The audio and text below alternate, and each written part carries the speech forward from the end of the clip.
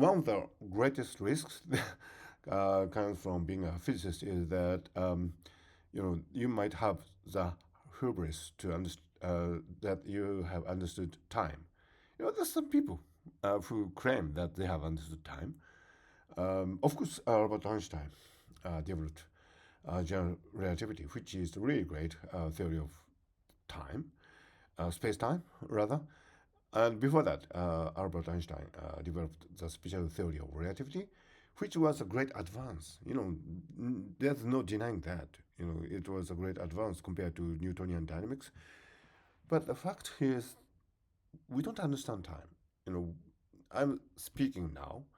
1 minute later, 1 minute before, I was making coffee, which I'm drinking now. That 1 minute before doesn't exist anymore. Okay, I might be doing something totally different in 10 minutes, 10 minutes after this. But that time doesn't exist. Of course, we have causal laws. Physics describes the history of the universe as if it's a pattern in the four-dimensional space-time. Of course, with string theory, membrane theory, M theory, we might have this idea that the history of the universe is nothing but um, other than a pattern in space-time. It might be four-dimensional or 10-dimensional or 11-dimensional, depending on what kind of theoretical framework you might adopt. And there's a danger that physicists might have the hubris to believe, to have the hallucination that they have understood time. But the fact is, we haven't understood time, have we?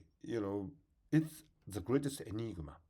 If you look back on your life, you were 5 years old once, I think, and the time in which you were 5 years old is no more here.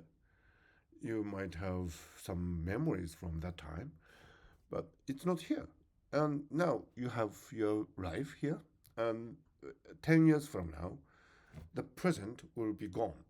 And, then seeing from here, seeing from the present, 10 years, later, the near future doesn't exist in any sense.